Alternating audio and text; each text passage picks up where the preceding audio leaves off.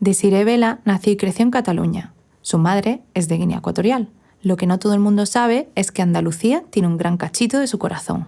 Tía, esto es muy fuerte porque yo me acuerdo que Lolo, el marido de mi tata, se llama Manuel y yo lo llamaba Lolo.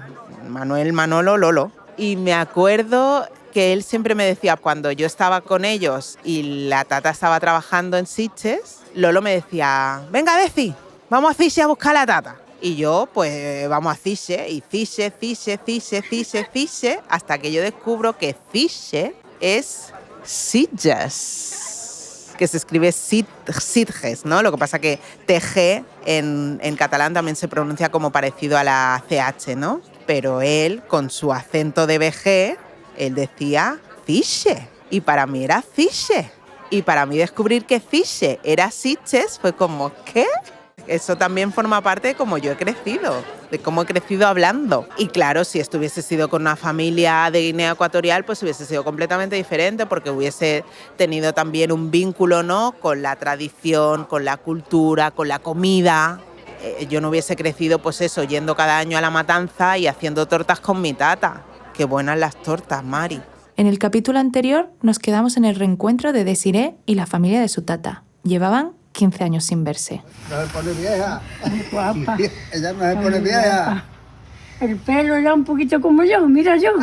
Blanco. Ya se va poniendo blanco. Estos son Fina y Lolo, quienes la cuidaron de pequeña. Esta es la parte 2 del episodio de Desiré Vela Lobede. Si no has escuchado la parte 1 todavía, te sugiero rebobinar un poquito y ponerte al día.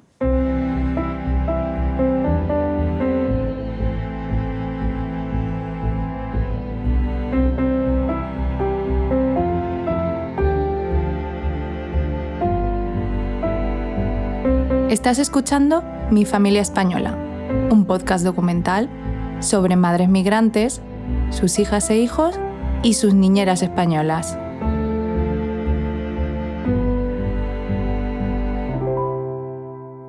Fina y Lolo nos reciben en su casa en Los Barrios, un pequeño pueblo cerca de Algeciras y del Estrecho de Gibraltar. ¿Tú cuándo te vas para Barcelona? Mañana. Oh, qué.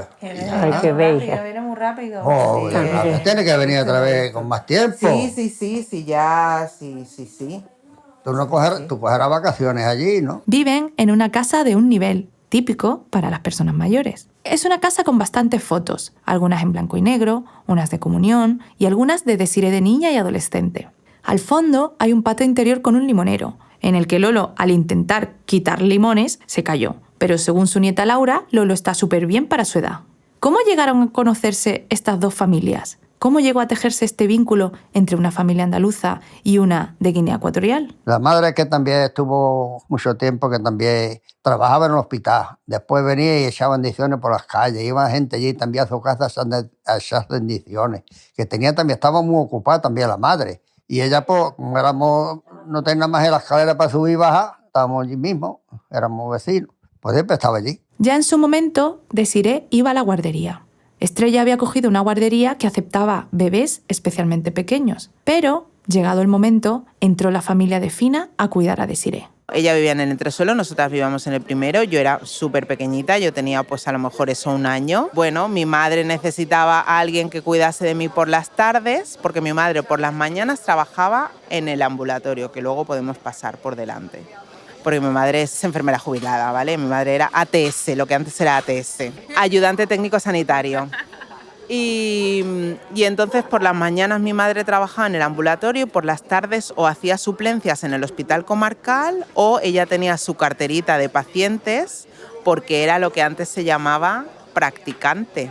Y se estableció una relación de cuidados, pero también de mucha intimidad. Bueno, se quedaba muchas noches en casa, porque su madre entraba a las 6 de la mañana algunas veces, pues se quedaban en casa. Teníamos una cama de muebles, de las que se estira y se encogen, bueno. Pues se quedaba ella en la primera habitación y cuando por la mañana, el sábado o el domingo, que siempre también se quedaba, salía de puntilla, se ponía en la habitación nuestra, la de mi marido y la mía. Se ponía de puntilla así, el pie, nada más que apoyaba los dedos. Pues eso que por la mañana se ponía delante de la puerta nuestra, así muy derechita, Y digo, parece que suena algo por ahí. Decíamos nosotros, ya lo habíamos visto. Se bajaba de su cama y se iba a la nuestra. Y empezaba así. Digo, ¿tú te acuestas allí en lo de Lolo? Dice, no, en medio. Me decía, en medio. Mira la vergüenza que le daba a ella, ya ves. Era chiquitilla. En medio. Y empezaba así, hasta que, digo, ya me echa de la cama, ya me tengo que ir. Digo, yo me voy a tomar café. Digo, ¿quién quiere café? Y así con él. Café le gustaba así. Pero yo me acuerdo de todo. Bueno, que me acuerdo. Y era el café con leche, un vaso o 2 vasos. Es la única época en mi vida en la que yo he tomado café. No me gusta el café. ¿No te gusta? No. Cuando era chica sí te gustaba. De chica sí, pero ya está. Y es que Desiré dice siempre que no la crió su madre, que la crió su tata. Estrella pasaba mucho tiempo ausente en la infancia de Desiré, por una razón u otra. Nos siguen contando José Manuel y Fina, los hijos de Lolo y Fina madre. Y esto ya tenía genio, ¿eh? Bueno, siempre ha sido una mujer muy independiente, además muy emprendedora. Ella le encantaba meterse en todos lados. ¿Te acuerdas cuando se metió en Baseland con el jabón? No, yo me acuerdo, pero eso ya fue después cuando se metió en Herbalife. No, pero en Baseland, en Baseland también. Sí. ¿No te acuerdas tú una Te habitación metiste llena tú. de jabones? Te metiste tú Me también. metió ella. Le gustaba. Pero ella es que ella lo que ella quería era ganar dinero. Claro. Y a ver si así puede, Y es verdad que no le daba miedo. A mí esa cosa, por ejemplo, me da... Además, lo de Barcelona era un gasto, porque había que ir a Barcelona, la cena en Barcelona, era un gasto tremendo. Que además entonces ir a Barcelona era una movida, porque Sí. con los trenes aquellos viejos... Sí, pero además ya era de noche, tenías que buscarlos para venir, tenías que venirte con alguien, tenías que ayudarles con la gasolina.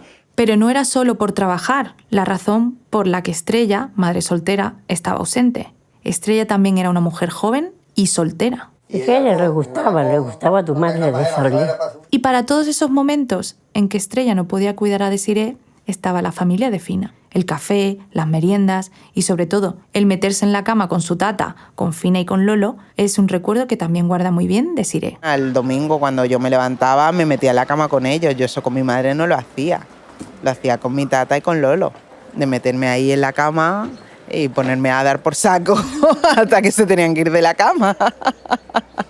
Y entonces luego cuando ya les había dado por saco y les había levantado la cama, me metía en la habitación de los chicos, de José Manuel y Paco, y les daba por saco hasta que se levantaban. Y luego hacía lo mismo con Fina y levantaba a todo el mundo. Que tenía mucha gente a la que levanta. Es muy interesante explorar el bilingüismo afectivo que menciona Desiré. Hay algunas personas para las que el lenguaje del amor son los actos de servicio o cariño, ¿no? Esos abrazos, el meterse en la cama, y hay otras personas con las que no, que el lenguaje afectivo es totalmente diferente. Esto te lo puede decir, ¿no? Por ejemplo, Lucía Mbomío lo dice mucho de su padre, y cualquier persona afrodescendiente que se haya criado con padres africanos de una generación determinada te dirá que el amor, ¿no? Bueno, el amor se muestra de otras formas, pero no hay esa cosa de besos, de abrazos, de mucha afectividad. Es todo como más, no sé, funcional, ¿no? Entonces esa expresividad de los afectos en las familias africanas no está muy presente, ¿no? El amor se expresa de otra forma. Y de repente tu tata...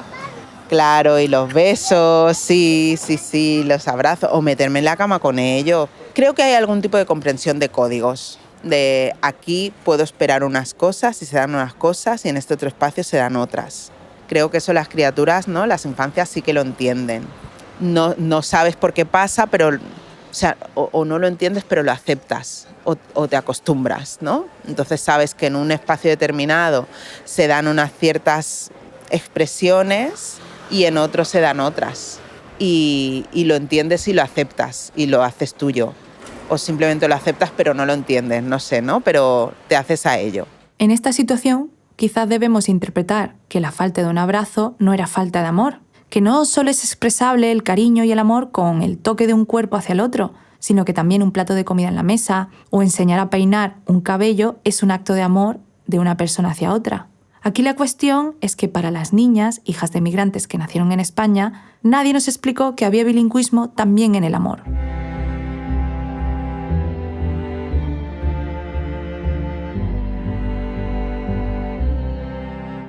Lolo y Fina no eran los únicos involucrados en la crianza de Desiré. José Manuel y Fina hija eran como los hermanos de Desiré. Ellos también guardan muchos recuerdos sobre la infancia, como por ejemplo este. No me se olvida nunca un día que ella era muy pudorosa de niña, siempre iba tapada, no le gustaba. Un día sale desnuda por la casa cantando ¡África, batete! Fina hija también tiene muy buenos recuerdos con Desiré. Ella comía bien, si hacía lenteja, ella comía lenteja. Tenía muy buena boca, además. Sí, sí. Y la madre le decía, Desi, sube que te tengo popita o no sé qué. Y ella decía, yo no, y ella quería quedarse porque tenía mi madre carne o tenía arroz o algo.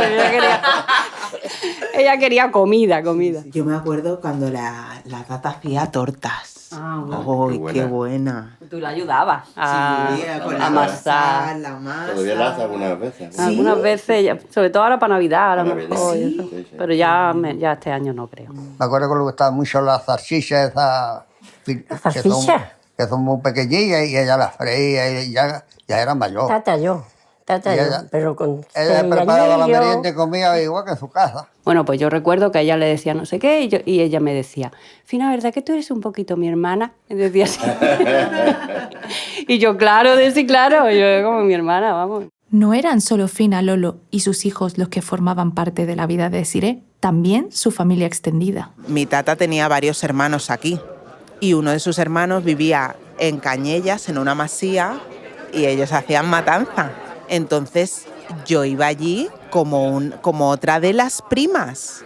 Y yo iba allí, jugaba con... O sea, yo no, a lo mejor no los llamaba mis primos, pero yo estaba allí con Óscar, yo estaba allí con todo el mundo y hacía lo mismo que hacían el resto de los niños. Pues rellenábamos la tripa con los chorizos y todo. Bueno, claro, o sea, tía, familia súper andaluza con la matanza del cerdo. Y para hacer los embutidos y todo. Y yo participaba de eso como una niña más. Y me acuerdo, además, otra de las hermanas de mi tata, Chana,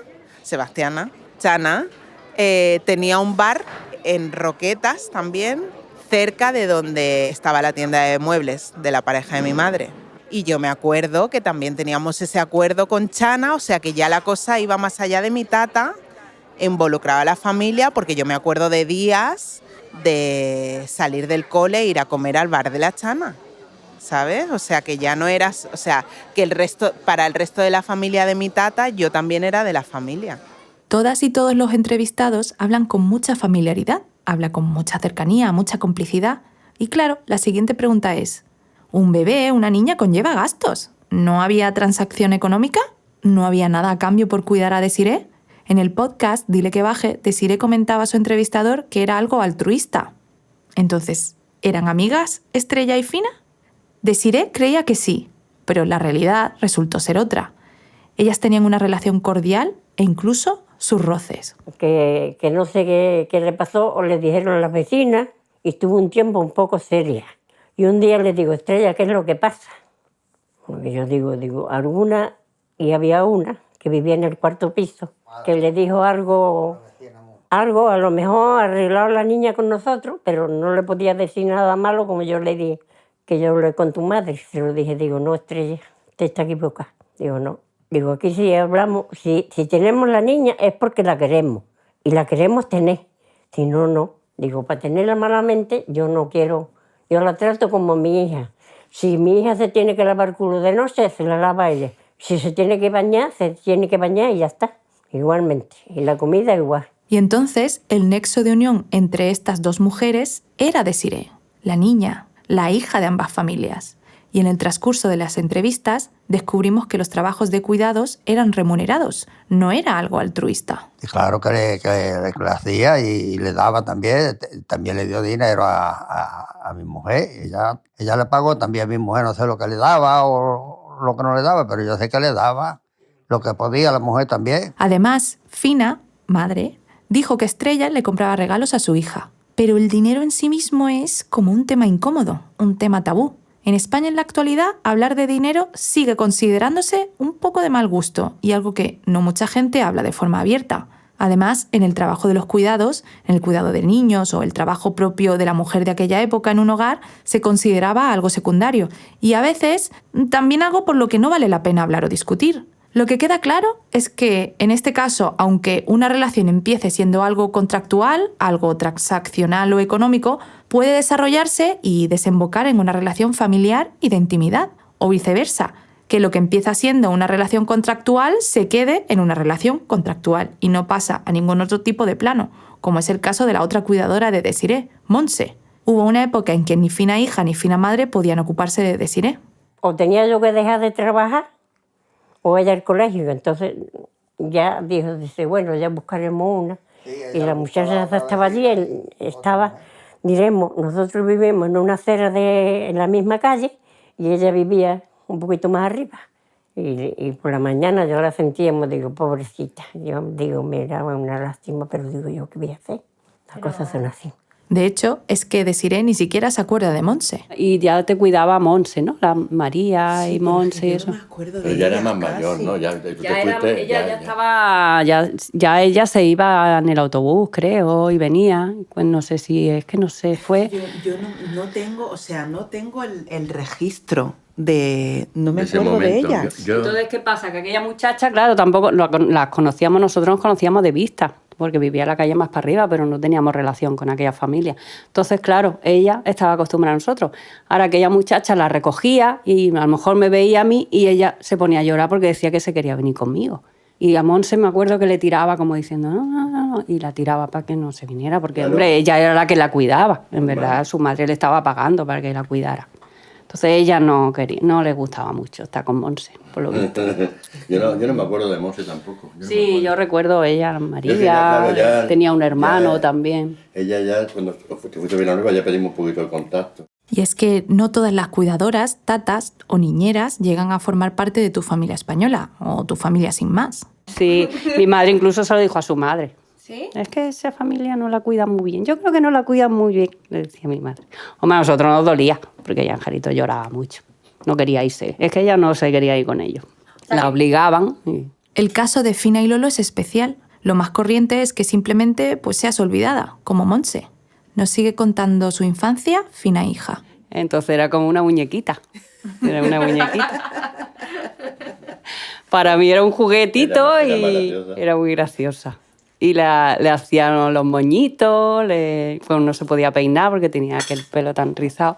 Mi madre, claro, no es lo mismo el pelo este. Esos recuerdos que me vienen, ¿no? Y me acuerdo que le metía el peine y decía mi madre, uy, ¿qué va esto? Yo no lo puedo peinar. Si te tienes que esperar que venga tu madre. Y ella le decía, tata, hazme moñito, hazme moñito. Yo no sé, eso tiene que ser tu madre. La tata Fina también se acuerda muy bien del pelo de Desiré. La cogía, la duchaba, la bañaba y le ponía le encantaba el agua en la cabeza y le escurría el pelo, corriendo, se le secaba el pelo. Oye, una cosa, digo, ay. Y ella decía, otra vez.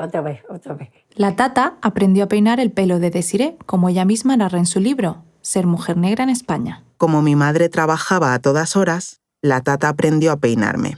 Aprendió a hacerme los mismos peinados con hilo que me hacía mi madre. No tengo muy claro cómo aprendió, porque no creo que mi madre tuviera tiempo de enseñarle, pero sé que la tata me peinó en alguna ocasión. Aunque se trataran con mucha familiaridad, eso no quería decir que la gente fuera ciega a las diferencias, ciega al pelo, a su textura, al color de piel. Ella, una vez que nosotros la cuidábamos, ya ella salió de la guardería, porque es que Estrella, claro, la veía que la niña en la guardería no estaba contenta, porque entonces ya le dijo a mi madre si la podía cuidar y eso, entonces ella estaba por la mañana. Su madre, como vivíamos en el mismo bloque, la bajaba por la mañana tempranito y cuando ella llegaba la recogía. Entonces era cuando ella no se quería ir con su madre, porque ella estaba con nosotros encantada y ella allí estaba entretenida, jugábamos con ella, le hacíamos tonterías, pues normal, un bebé. ¿Qué estaba pasando en la guardería para que Desiré estuviera tan descontenta? Al ser morena y los ojos blancos, pues como los niños, era una guardería. Eran pequeñitos los niños que había. Pues claro, pues, le tocaban los ojos y ella, la pobre, corriendo hacia así. Digo, no, tú despacito.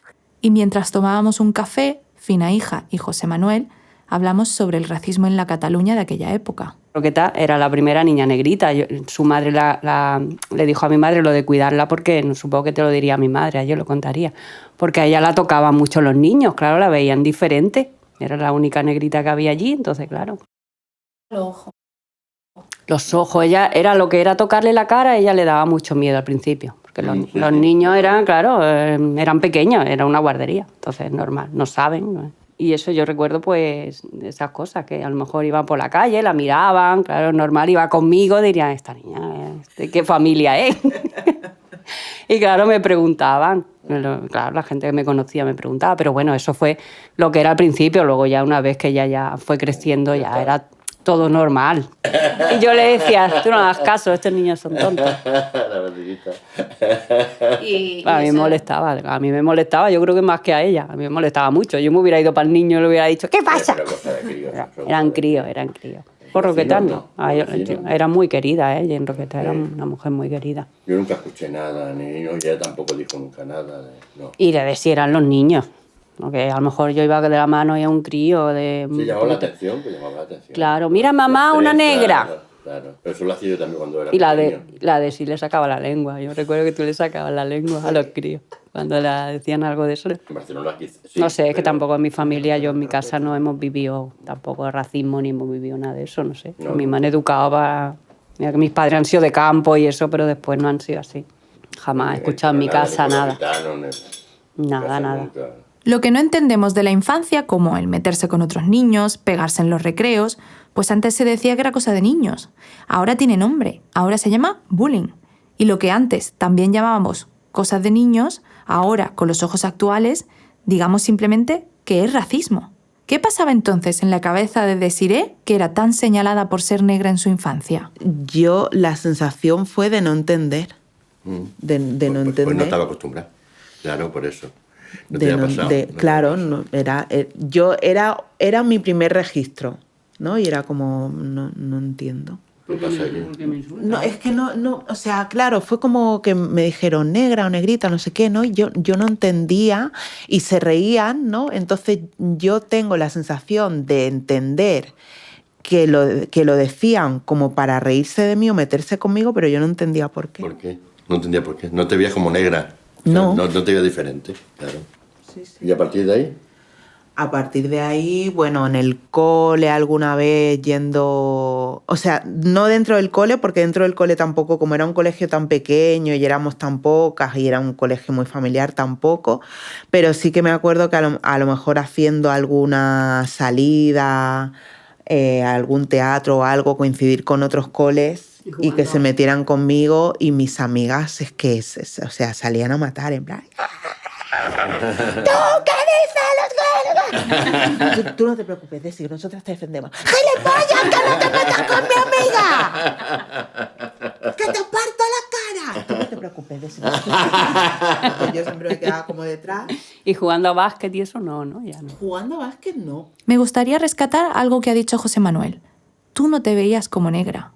Pero es que Desirée es negra. Pero también ha sido una niña criada por una familia andaluza en Cataluña. Desirée reflexionaba sobre esto mientras tomábamos un café en Vilanova.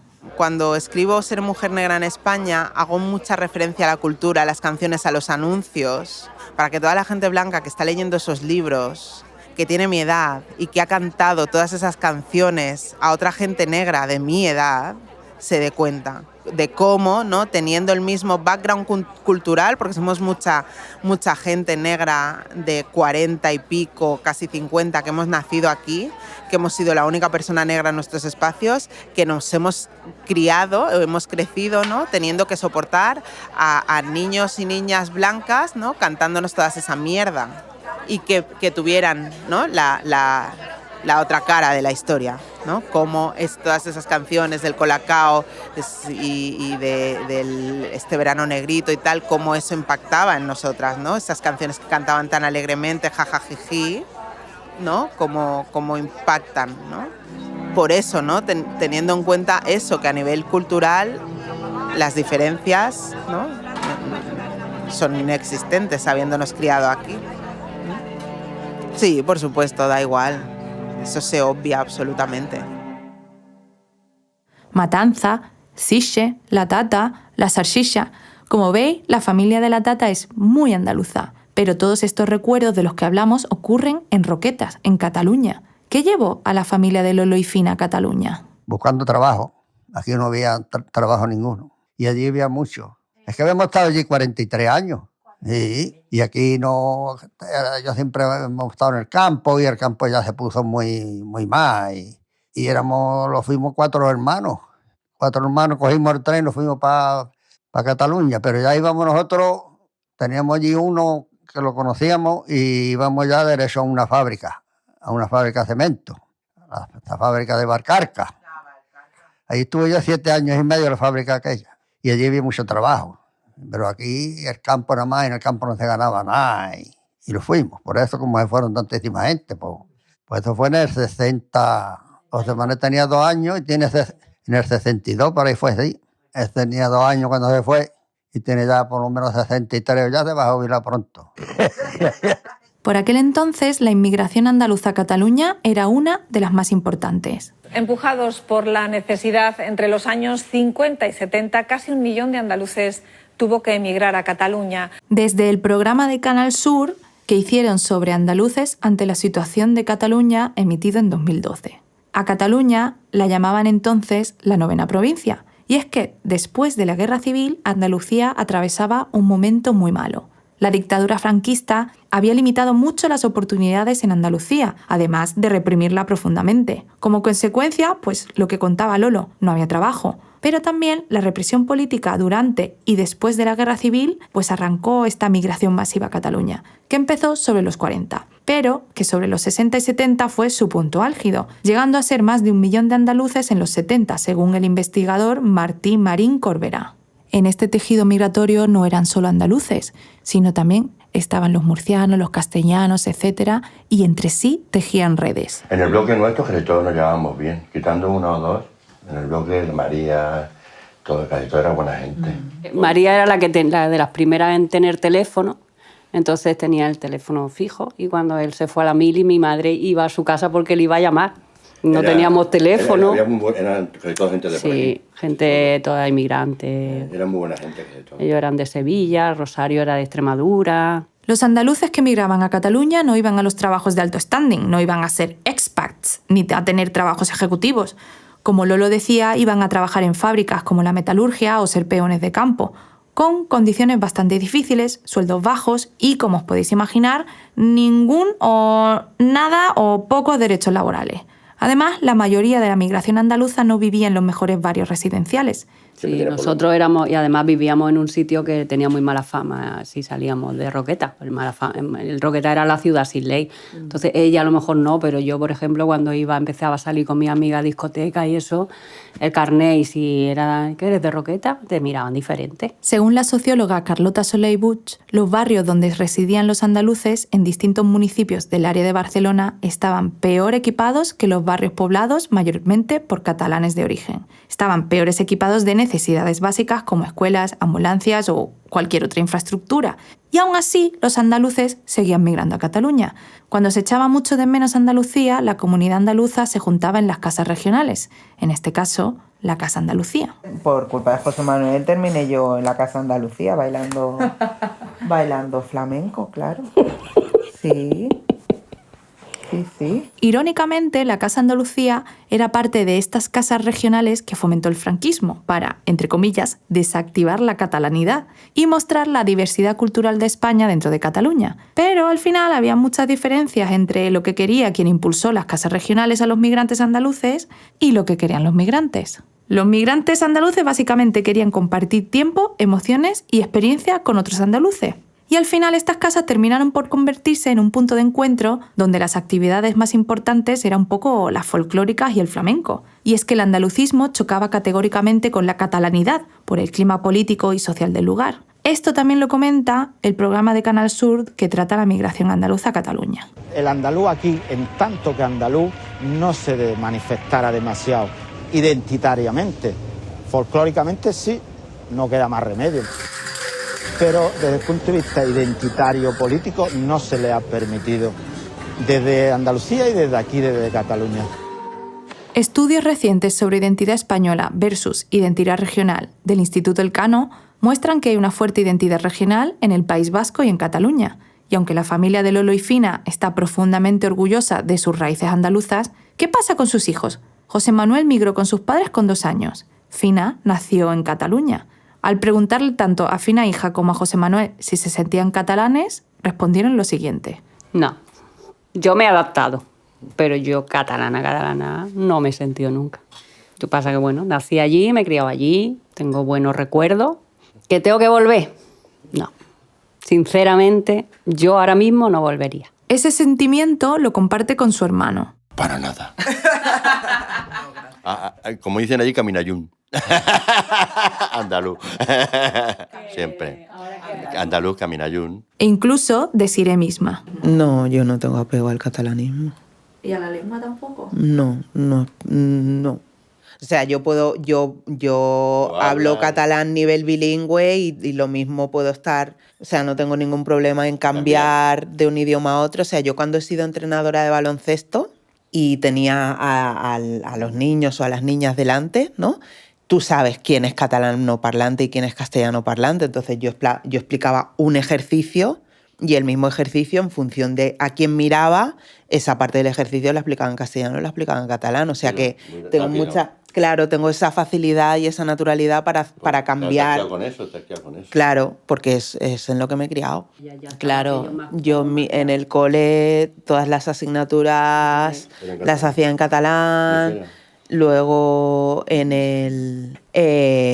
yo hablaba catalán en otros círculos, en el cole, en el básquet, ¿no? O sea que sí que tenía espacios donde hablaba con gente en catalán. Y es que a la eterna pregunta sobre la identidad, ¿de dónde te sientes que eres?, la variante de discriminación siempre se omite. Siempre a las personas que son consideradas de fuera o la otredad, en cierta manera se espera algo así como sumisión, como si la discriminación, la xenofobia o el racismo nunca hubiera existido, cuando sí existe, y además juega un papel súper importante en el desarrollo identitario y de pertenencia de la persona. Nos sigue contando Fina Hija. Entonces mi problema fue cuando empecé a estudiar BUP, que entonces era bachillerato, fue un cambio muy drástico, porque el profesor de matemáticas hablaba catalán, yo no lo entendía bien, entonces no entendía nada de la clase. Compañeros muy catalanes, como que te daban un poquito de lado, ¿sabes? Entonces ese año yo entendí que aquello no era yo no estaba a gusto allí.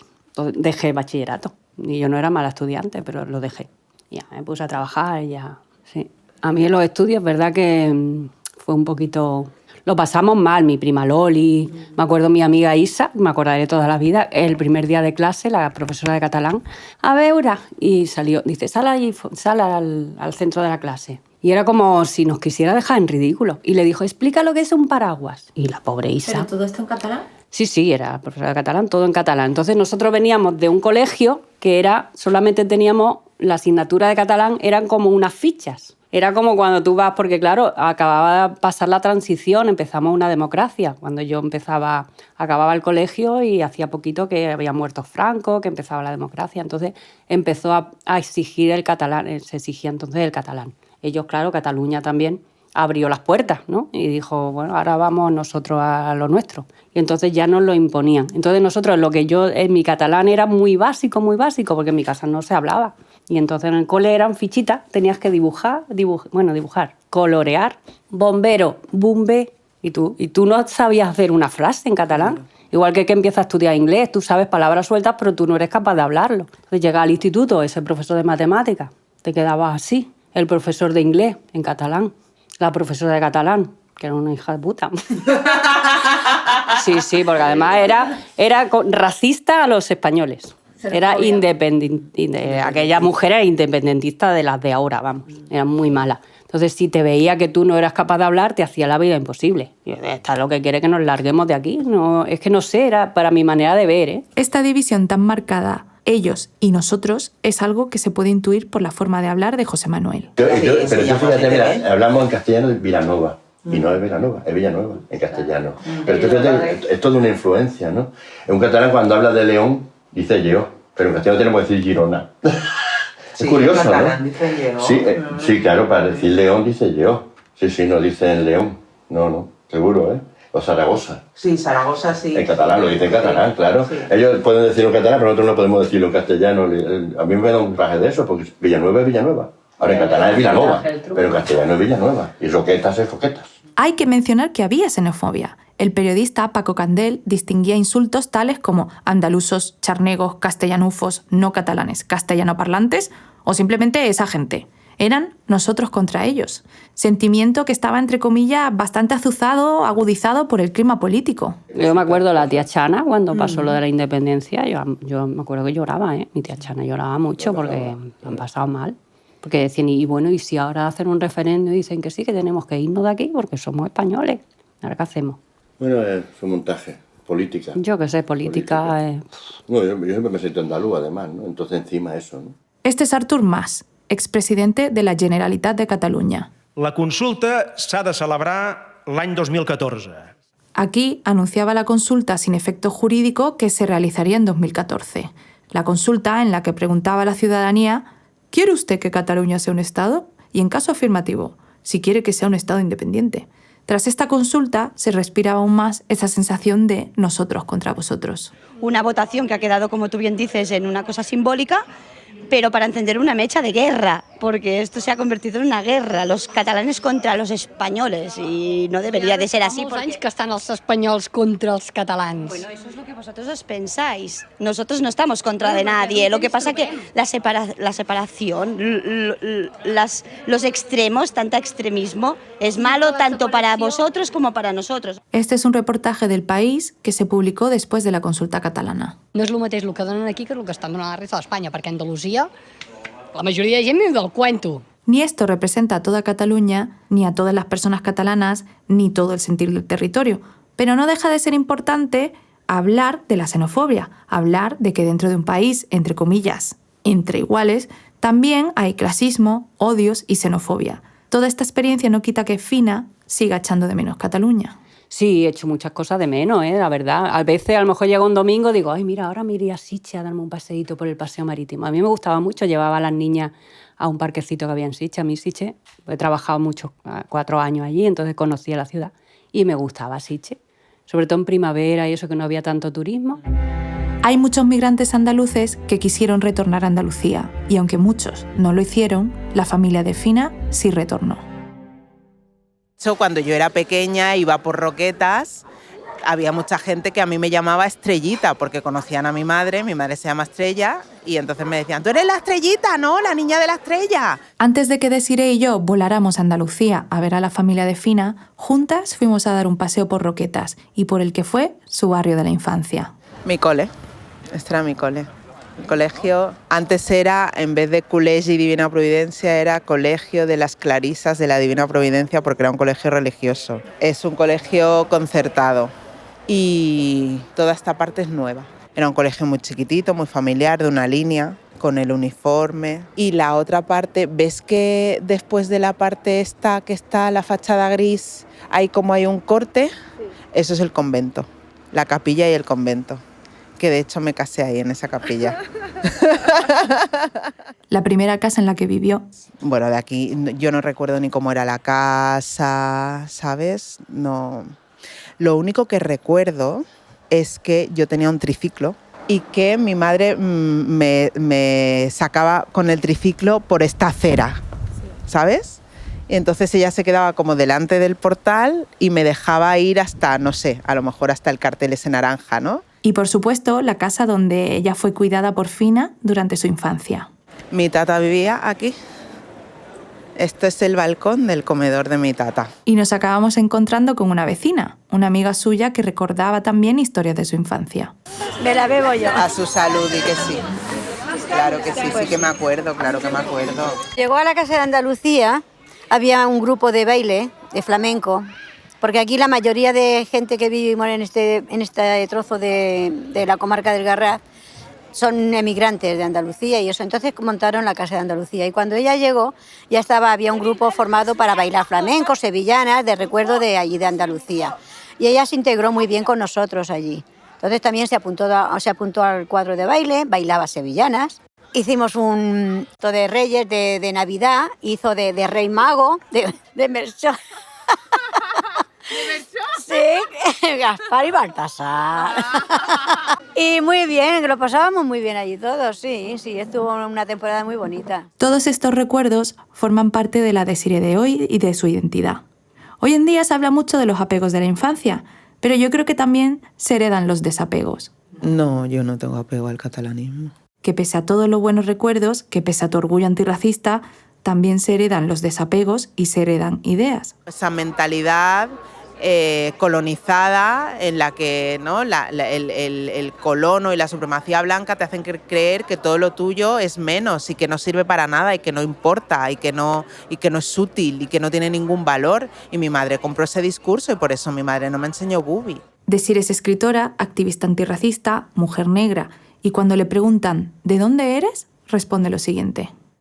Tiendo a decir que soy de Vilanova i la Geltrú, más que identificarme como española o como catalana, porque para bien o para mal es el lugar, primero que a la hora de identificarme, me nace más identificarme de un lugar más concreto, más tangible, que no estas identidades nacionales catalanas o españolas. Y luego también el hecho es que generalmente en Vilanova es donde menos se me niega, ¿no? Al ser un pueblo pequeño, la gente se conoce desde hace mucho más tiempo, la gente sabe que he estado ahí desde siempre y eso hace que no haya tanta resistencia generalmente a reconocerme como vecina del pueblo.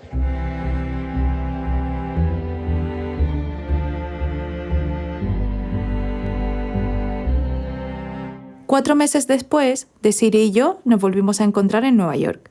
Y esta fue su reflexión sobre la experiencia de grabar Mi familia española. Bueno, ha sido una experiencia, fue una experiencia muy intensa, pues eso, ¿no? Muy condensada en el tiempo, entonces yo creo que eso intensifica todavía más las emociones, ¿no? Sí, me sigo emocionando cuando veo el vídeo del reencuentro con mi tata. Me sigo emocionando mucho porque 17 años y verla no tan viejecita y tan... No quiero decir débil, pero bueno, ¿no? 17 años a estas edades es mucho tiempo. Y ver a Lolo hecho un toro y tan maravilloso y tan estupendo. Y lo que yo creo que uno de los mayores descubrimientos que me llevé de la conversación con mi tata y con Fina y con José Manuel y Lolo fue descubrir que mi tata me había estado cuidando desde mucho antes de lo que yo pensaba. Mi narrativa era que mi tata había empezado a cuidarme cuando yo tenía 2 años y descubrir que ha estado en mi vida desde mis 6 meses, o sea, es que me ha criado, pero sí, del todo, ¿no? Y no sé por qué no lo sabía, no sé por qué. Bueno, supongo que, bueno, como a mi madre nunca le pregunté ni nada, ¿no? Pues yo he ido llenando los huecos con lo que a mí me ha parecido, ¿no? Y no sabía que había empezado a cuidarme tan pronto. Y luego también la relación entre mi tata y mi madre, como muy, en términos como muy funcional, ¿no? Una relación funcional sin ni siquiera de empleada-empleadora, porque no era esa la relación, ¿no? Tampoco era una relación de amistad, ¿no? Siento que era una relación cordial, pero ya está, ¿no? Que nunca se desarrolló más allá de eso, ¿no? Que ni mi madre formó en ningún momento, ¿no?, parte de la vida de mi tata, ni mi tata formó parte de la vida de mi madre, más allá de ser yo el nexo, ¿sabes? Pero entre ellas no... Bueno, un trato cordial y ya está. No ha habido nada más. Que no es poco, ¿eh? O sea... No, claro. Pero tu idea era... Sí, yo no tenía ninguna idea tampoco, ¿eh? Pero ha sido como constatar esto, que era una relación en plan, pues cuido a su hija, ¿no? Me cuida a mi hija y ya está. Y que no hay ningún otro vínculo más allá de eso. Entonces, no sé, ha sido un poco chocante, ¿no? Que se haya podido llevar una relación durante tantos años y que no haya florecido ahí otro tipo de relación. Me resulta raro, simplemente raro, ¿eh? No no me lo planteo en términos de bien o mal. Siento que en mi caso yo no sé si podría no desarrollar una relación de algún tipo con una mujer que estuviese cuidando a mis hijas tanto tiempo durante tantos años, ¿no? De quedárselas a dormir, de que formaran parte de su familia, ¿sabes? Para mí, tal y como concibo las relaciones, sería muy raro que eso no se desarrollase. Y sé y entiendo que no puedo medir o no puedo medir o no puedo entender esa relación en ese contexto hace más de 40 años, viéndola desde mi perspectiva de adulta, ¿no? Es muy difícil hacer eso, ¿no? Pero me choca. Me choca que hayan mantenido, ¿no?, esa relación estrictamente cordial, funcional, de todo lo que estuviera relacionado conmigo y ya. ¿Y entendiste algo más sobre ti después de ese viaje? Lo que he entendido es, o he ahondado, ¿no?, en la ausencia de mi madre, ¿sabes? En que por muchos años mi madre ha sido un elemento que ha estado ahí, ¿no?, pero con el que yo tampoco estaba del todo vinculada, porque, claro, no me ha criado. Y entiendo cómo eso influye en el tipo de relación que yo he construido con mi madre. Entonces es la constatación de que de eso, ¿no?, de la ausencia de la figura materna, que no es que no haya tenido una figura materna, porque afortunadamente estaba mi tata ahí, ¿no?, pero que evidentemente, ¿no?, el criarme con una mujer que no ha sido mi madre, a mí me deja huérfana en ese sentido, ¿no?, de anécdotas o de recuerdos de mi madre en mi infancia. Yo empiezo a tener más recuerdos de mi madre pues a partir de los... O sea, en mi niñez tengo como recuerdos muy puntuales, ¿no? Pues la comunión, pues no sé, ¿no? Pero sí que a partir de algunas vacaciones y tal, pero a partir de la adolescencia sí que empiezo a tener más recuerdos de mi madre porque, primero, tengo muy pocos recuerdos de antes de la adolescencia, que entiendo que también es una especie de mecanismo de defensa para protegerme, ¿no?, de todo el trauma que implica, ¿no?, las ausencias materna y paterna. Y a partir de los 12, 13, que mi madre y yo nos mudamos solas, ahí empiezo a tener, ¿no?, el recuerdo de mi madre. A partir de los 15 también ella empieza a involucrarse y a venir a mis partidos de baloncesto ¿no?, y empieza a estar como un poco más presente. Pero sí, es la constatación de que el vínculo entre mi madre y yo es un vínculo súper complicado. ¿Y cuál ha sido tu reflexión sobre el tema racial? O sea, como... ¿Conciencia? No, conciencia no, conciencia antirracista no tenían. Mi tata no la tenía, pero es que no la tenía mi madre, no la tenía, ¿me entiendes? En ese contexto, en la España de los finales de los 70, todos los 80, 90, la educación antirracista no era nada, no era algo que se tuviese presente o lo que se pensase, ¿no? Entonces...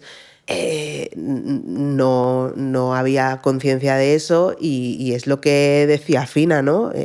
Pues me querían porque me querían y ya está, ¿no? Pero cuando, ¿no?, pues lo que decía ella, cuando alguien hacía un comentario y tal, a ella le sentaba mal, pero por el amor o por el vínculo que teníamos, no porque ella entendiese que ese insulto o ese comentario atendía a una cuestión de racismo estructural o de racismo interpersonal o lo que fuera. A ella le sentaba mal porque estaban insultando a su hermanita pequeña y ya está, ¿no? Pero no había una conciencia de que eso fuese más grande que nosotras y que atendiese a una opresión determinada, ¿no? Tú sientes lo que sientes y te mueves por eso y ya está. Toda la teorización y toda la racionalización y tal la ponemos nosotras después porque necesitamos una serie de respuestas. Porque tenemos una experiencia muy concreta de ese sentimiento de ser únicas en nuestro contexto y cómo afecta eso a nuestra conformación identitaria. Entonces te pones a buscar, pero eso es algo que hemos hecho nosotras porque lo necesitábamos, pero nuestras tatas no lo han necesitado, entonces no lo han hecho y se quedan con el amor que nos tienen y ya está. Esta ha sido la historia de Desiree, pero si crees que también es la tuya, escríbeme a hola@quanzhou.es. La semana que viene nos vemos de nuevo para escuchar la historia de Valeria, una madrileña de Bolivia. Mi familia española es un podcast documental dirigido por Quan Zhou, producido por Zhou Productora y distribuido por Plan H Media. Diseño de sonido y banda sonora por Daniel Herrera. Investigación por Paloma Chen y por mí misma. Ha sido financiado con la ayuda pública para la promoción del sector del videojuego, del podcast y otras formas de creación digital, correspondiente al año 2025. Yo soy Quan Zhou, Zhou Chuen en chino mandarín. Gracias por escuchar.